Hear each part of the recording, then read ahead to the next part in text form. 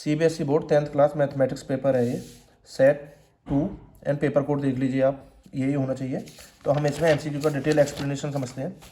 तो पहला क्वेश्चन है ये कि prove that triangle ABC similar PQR। ये इस बच्चे ने इसको प्रूव किया है using side angle side criteria. Side angle side criteria से प्रूव किया है। If he found angle C equal angle R, अगर C एंगल R के इक्वल था तो कौन सा इसमें क्राइटेरिया उठाया होगा। देखिए इसमें क्या होता है, जिस एंगल को लिया है साइड एंगल, साइड में ए एंगल इंक्लूड होना चाहिए। जिन साइड्स की उसने बात की होगी उसमें एंगल इंक्लूड होना चाहिए।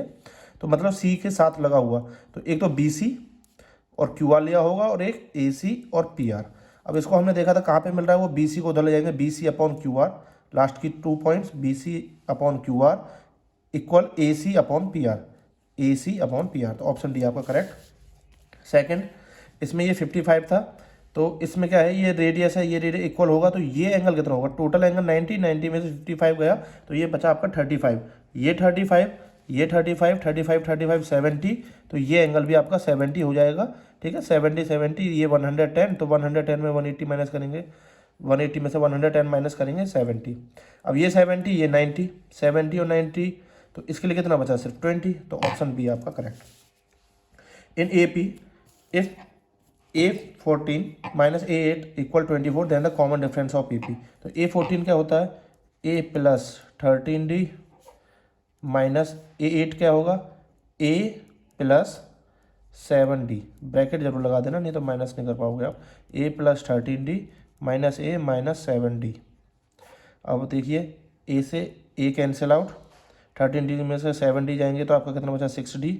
और क्या दे रखी है इसकी वैल्यू, 24, तो D की वैल्यू 6 से काटेंगे, D इक्वल 4। तो option number B. The value of P for which the root of the quadratic. इसमें P की क्या वैल्यू रखें कि रेशनल हो जाए। रेशनल मतलब कि कोई भी नंबर रेशनल में हो जाएगा, माइनस में हो प्लस में हो, पर रूट्स जो हैं इसका रेशनल आए। तो अगर 1 रख रहे हैं हम तो B², तो हम बेसिकली इसमें D निकालने की कोशिश करते हैं, जो कि है B² माइनस 4AC। तो B क्या है, P, तो इसका स्क्वायर करेंगे तो P² माइनस 4 इंटू A कितना है, 1 और 6, तो P² की माइनस 24। अब इसमें हम P की जगह इन वैल्यू को पुट करके देखेंगे, तो ध्यान रखना रेशनल नंबर आना है तो ये नेगेटिव नहीं बचना चाहिए, पहली बात तो यही। अगर 1 रखेंगे, 1 का स्क्वायर 1, 1 माइनस 24, 23 नेगेटिव हो जाएगी। 25 रखेंगे तब भी वो नहीं होगा। -5 रखेंगे क्योंकि रूट में आ जाएगा, फिर वो नंबर रूट डी करते हैं ना हम, तो रूट में आ जाएगा तो वो नंबर रेशनल कहाँ बचेगा। -5 रखेंगे, -5 का स्क्वायर 25, 25 माइनस 24 1, और रूट 1 करेंगे तो वो 1, फिर आराम से आप सॉल्व करेंगे तो रेशनल नंबर में इसके 0 हो जाएंगे, तो इसलिए ऑप्शन बी करेक्ट। उसके बाद 5th क्वेश्चन है, इन द गिवन फिगर, इसमें कह रहा है PQ पैरेलल है ये, और रेशियो दे रखा है इसका 2:3। पूछ क्या रहा है, PQ 5 है, देन YZ, ये पूछ रहा है YZ। तो देखो हम क्या करेंगे, ये छोटा वाला ट्राइंगल और पूरी साइड, तो 2:5 अगर आ गया तो इसको भी उसी के इक्वल रख देंगे, मतलब 2/5 इक्वल 5/YZ। YZ को उधर ले जाइए आप, तो ये क्या हो जाएगा, 5 × 5/2, मतलब 25/2, जो कि होता है 12.5, इसलिए ऑप्शन ए करेक्ट।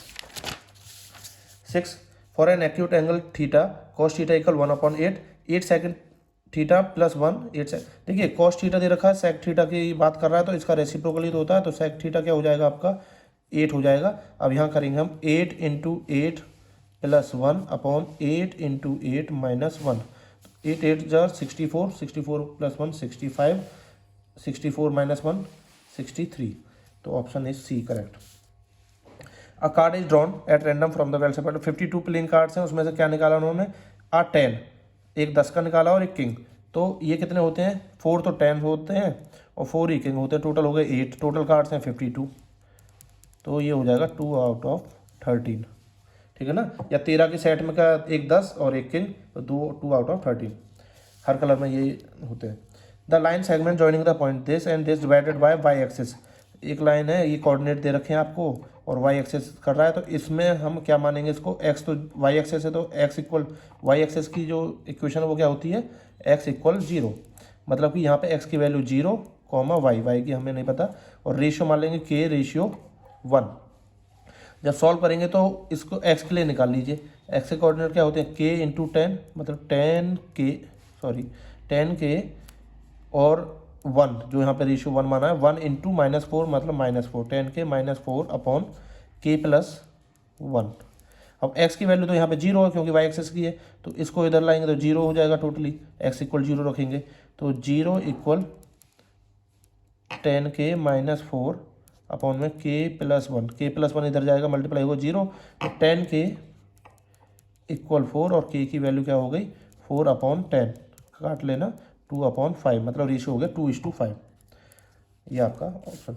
उसके बाद है सिंप्लीफाई फॉर्म ऑफ सेकेंड, तो सेक स्क्वायर ए माइनस टेन स्क्वायर होता है, निकल का है 10a, सेक क्या होता है 1 अपॉन कॉस ए, अपॉन में 10a क्या होता है 1 upon sine upon cos A, cos A से कॉस ए कर साइन ए उधर गया तो क्या बचेगा कोसेक ए, ऑप्शन सी।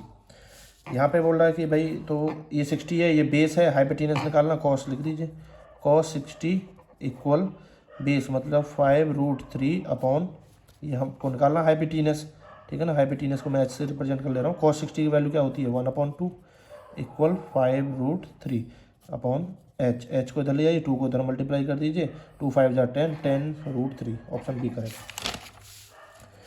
उसके बाद if the sum of product of zeros, ये -3, यहाँ पे बच्चे कंफ्यूज बहुत हुए हैं, तो क्या होती है equation x² minus sum of zeros alpha plus beta into x plus product of zeros alpha into beta. अब इसके साथ एक यहाँ पे कोई भी कोफिशिएंट हम मल्टीप्लाई कर सकते हैं, ठीक है ना, के की वैल्यू कुछ भी रख सकते हैं क्योंकि कोई भी जीरोज हैं वो बहुत सारी इक्वेशंस के सॉल्यूशन हो सकते हैं, बहुत सारे पॉलिनोमियल्स के सॉल्यूशन हो सकते हैं। तो हमने जब इसको इसमें पुट करेंगे तो क्या आएगा x² माइनस ये सम है तो माइनस माइनस प्लस 3x -2, पर ये ऑप्शन में कहीं नहीं है, इसलिए इसमें क्या है -1 की मल्टीप्लाई कर दी गई है। तो आपको कैसे पता करना था, हमने ये किया था, अब इसके देखने सारे साइन जहाँ चेंज हो रहे हैं इसमें तो हो रहे हैं, तो -1 की मल्टीप्लाई करेंगे तो क्या हो जाएगा -x² -3x और +2, ये ऑप्शन बी करेक्ट है।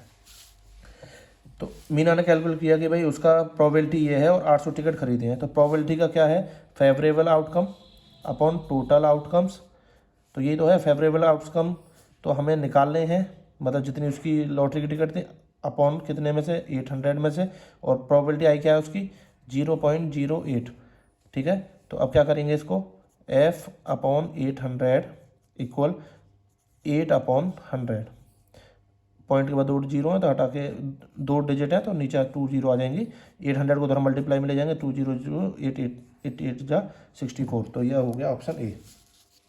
इसमें कह रहे हैं कॉनिकल कैविटी को अगर निकाला गया है 10 सेंटीमीटर, अगर इसकी रेडियस निकाली है बाहर तो हाइट भी 10 हो जाएगी, तो इसका कर्व सरफेस एरिया पूछ रहे हैं जो कि होता है πRL, पाई की वैल्यू 3.14 लगानी है, तो πRL, पाई हो गया 3.14, रेडियस है 10, लेंथ निकाल लेंगे जब ये 10 पाइथागोरस लगाएंगे तो ये हो जाएगा 10 का स्क्वायर प्लस 10 का स्क्वायर और रूट कर देंगे तो ये हो जाएगा 200, ठीक है, तो ये हो जाएगा 10√2, ठीक है, तो यहाँ पे हम मल्टीप्लाई कर देंगे 10√2 की। अब इसको सॉल्व कर लेंगे, देखिए पॉइंट के बाद 2 डिजिट हैं और 2 जीरो हमारे पास मल्टीप्लाई में, तो ये हो गया 314√2, ऑप्शन ए। 14 क्या है while calculating the step deviation method, you का वैल्यू दे रखा है और मीन दे रखा है हमें, एच दे रखा है, ए दे रखा है, तो इसमें हम फॉर्मूला लगा देंगे, इसको सॉल्व कर देंगे। फॉर्मूला क्या लगाएंगे समीशन, देखिए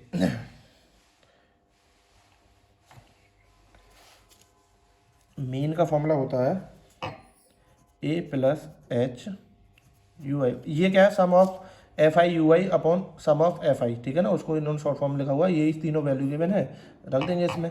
तो एक्स बार कितना दे रखा है आपको 64 मीन, ए कितना दे रखा है 62.5 प्लस एच कितना है 5, ये आपको फाइंड करना है। तो 62 को इधर लाएंगे माइनस कर देंगे, तो 64 में से 62.5 गए तो 1.5 बचा, 5 से डिवाइड करेंगे तो ये हो जाएगा 0.3, option C. The area of the sector of circle of radius 10 centimetre is, तो find the value of central angle, तो क्या होता है area of sector θ/360 into πr², 22/7, radius कितनी है 10 × 10, और ये हमें दे रखा कितना 55/10, 3। अब यहाँ से सबको उधर ले जाके सॉल्व करेंगे तो आपका डी बचेगा 21 डिग्री। काट पीट के इसको सॉल्व करेंगे, थीटा की वैल्यू आ जाएगी 21 डिग्री। उसके बाद देखते हैं 16, अ कैपिटेंट hemispherical 1 point radius has the door opening area. Door अगर इतना एरिया खुला हुआ है तो इसको कोन जो होता है, सॉरी हेमिस्फेरिकल शेप में, तो उसका कर्व सरफेस एरिया पे तो वो लगेगा जो इसका इन्होंने लगाया हुआ, क्या लगाया हुआ है इसमें, has door opening area outer surface area of tent. तो टेंट का आउटर सरफेस एरिया निकालना है तो हम क्या करेंगे, इसको माइनस कर देंगे। तो इसका टेंट का 2πr², ये तो हो गया curve surface area of hemisphere, minus कर देंगे 0.50 मीटर स्क्वायर को। तो इसमें इस वैल्यू को पुट कर दीजिए आप, रेडियस आपको पता ही है, पाई की वैल्यू लगाएंगे, सॉल्व करेंगे तो आपका 11.82 मीटर स्क्वायर आ जाएगा। 17, which of the following can not be probability. इनमें से कौन सी प्रोबेबिलिटी नहीं। प्रोबेबिलिटी क्या होता है आपका 0 और 1 के बीच में, मतलब 0 पॉइंट समथिंग कुछ भी हो वो चल जाएगा, पर उससे बड़ा 1 से बड़ा नहीं होती है। 39/100 2 जीरो है तो ये हो जाएगा क्या 0.39 हो सकता है। ये ऑलरेडी 0 पॉइंट कुछ है, 20 से डिवाइड करोगे और छोटा हो जाएगा, पर 0 पॉइंट समथिंग ही है तो हो सकता है। 10% भी हो सकता है, 10/100 तो 1 0, ये हो गया 0.1, ठीक है। 100% तक चल सकता है। ये 10/0.2 लिखा हुआ है तो 10/2, पॉइंट के बाद 1 डिजिट है, ऊपर ले जाकर 1 0 हो जाएगा, कट के क्या बचा 50। ये पॉसिबल नहीं है, 1 से बड़ी प्रोबेबिलिटी नहीं हो सकती, इसलिए option C. The value of K फिर for which the equation this has real and equal roots. Real और इक्वल रूट्स कब होते हैं, जब डी इक्वल 0 हो जाए। डी क्या होता है, b² - 4ac = 0। b² मतलब 6 का स्क्वायर, 36 माइनस है बेशक, इंटू 4 इंटू a कितना k इंटू c कितना है -4 = 0। 36 minus minus plus 4 4 jar 16k = 0। 36 को उधर ले जाओ, 16k = -36 और k = -36/16। अब इसको 4 से काट दीजिए, 9 और यहाँ पर 4 4 जो तो 9/4 option C. Assertion and reason वाले में देखते हैं ये क्या क्वेश्चन है। The system of linear equation this and this is inconsistent. Inconsistent कब होती है, जब भी कोई सॉल्यूशन ना हो। सॉल्यूशन कब नहीं होगा, a1/a2 is equal b1/b2 is not equal c1/c2। यहाँ पे इनकन्सिस्टेंट होती है, अगर तीनों इक्वल हो जाए तो उसमें बहुत सारे सॉल्यूशन हो जाते हैं। ये पैरेलल लाइंस होती है, तो इसमें देखेंगे a1/a2 क्या है 3/-6, तो माइनस का 1/2 बना इसका। b1/b2 क्या है -5/10, ये भी -5/10, मतलब क्या बनता है 1/2 माइनस का। c1 क्या है आपका 7/14, ये भी 1/2 है पर प्लस का है, ये नेगेटिव है तो ये नहीं है, बिल्कुल ट्रू बात है, ये तो ट्रू हो गया। When two linear equation don't have unique solution they always represent parallel line. किसी भी इक्वेशन का अगर यूनिक सॉल्यूशन मतलब एक सॉल्यूशन नहीं है तो वो फिर पैरेलल होंगे, ऐसा नहीं है। बहुत सारे मैनी सॉल्यूशन भी होती है ना कोइंसाइड लाइन, तो ये फॉल्स है, तो इसका हो जाएगा option C. Assertion A is true but reason are false.